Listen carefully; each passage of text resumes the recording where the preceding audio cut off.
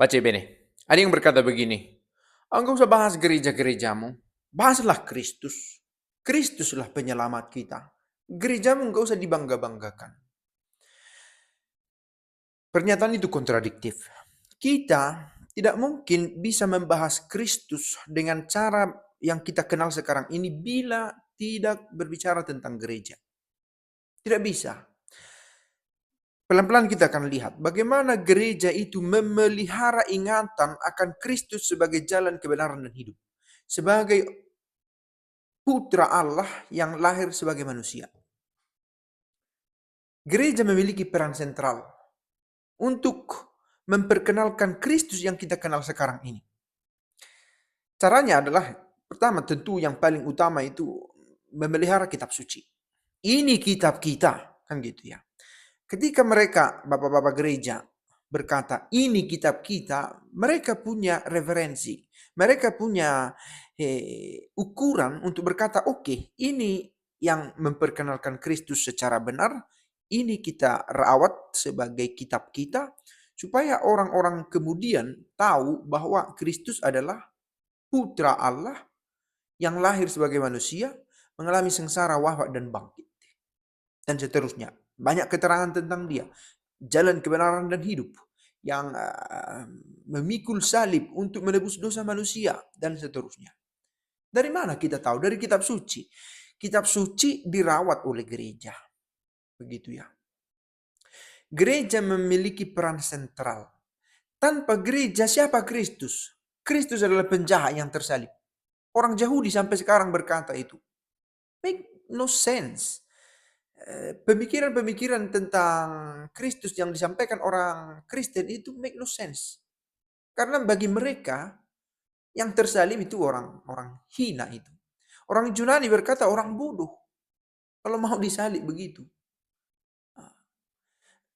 Tanpa kekristenan, sudut pandang yang dipakai untuk mengenal Kristus itu macam-macam.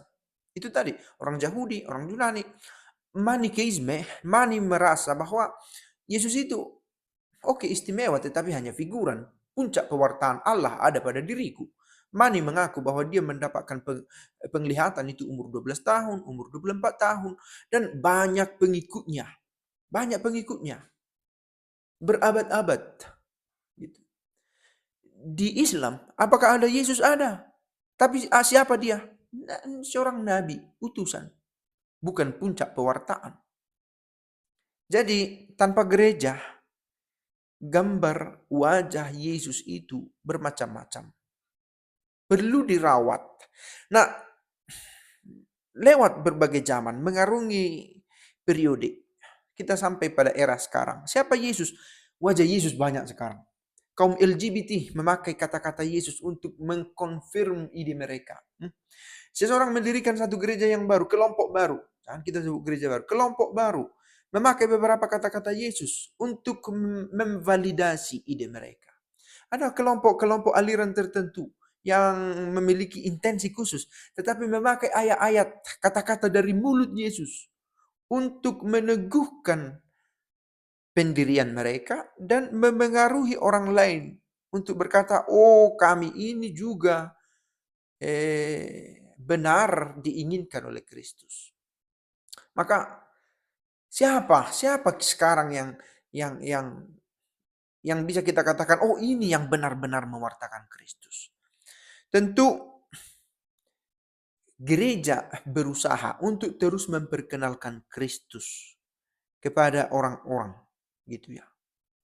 Tentu kita selalu meminta bimbingan Roh Kudus, dan inilah bimbingan Roh Kudus untuk membantu kita mengenal Kristus dengan baik.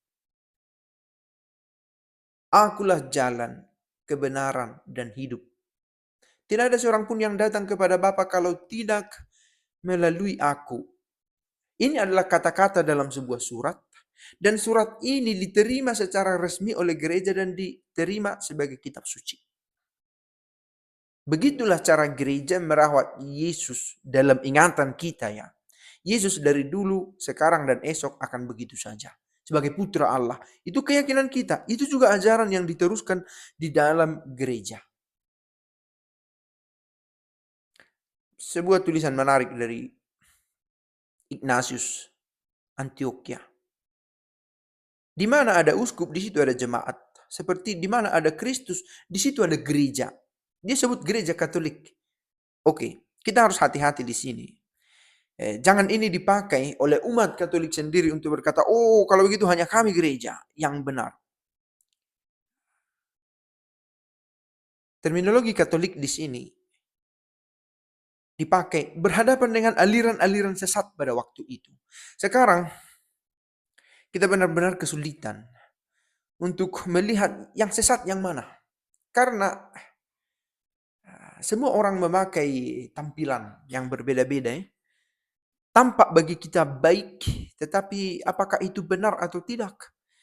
Dituntut pada kita kebijaksanaan untuk mengenal dengan baik sebuah ajaran, sebuah kelompok, supaya kita tidak dengan gampang tertipu.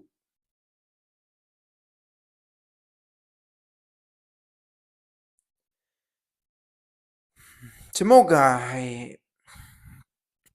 kita semakin melihat peran penting gereja merawat kenangan, merawat pengetahuan akan siapa Kristus itu. Dan melihat pentingnya gereja, begitu ya. Melihat pentingnya gereja. Karena sekali lagi, Yesus bisa jatuh pada level seorang idola bila tanpa gereja. Seorang idola. Bahwa sekarang banyak tokoh-tokoh yang benar-benar menginspirasi. Nah, tanpa gereja, Yesus bisa dikenal sebagai sosok seorang dari antara kebanyakan orang yang menginspirasi dengan semangatnya, dengan kata-katanya, dan selesai di sana. Tetapi dia sebagai penyelamat yang terus-menerus hadir sebagaimana Ekaristi dirayakan. Itu yang terus ditunjukkan oleh gereja. Ciao.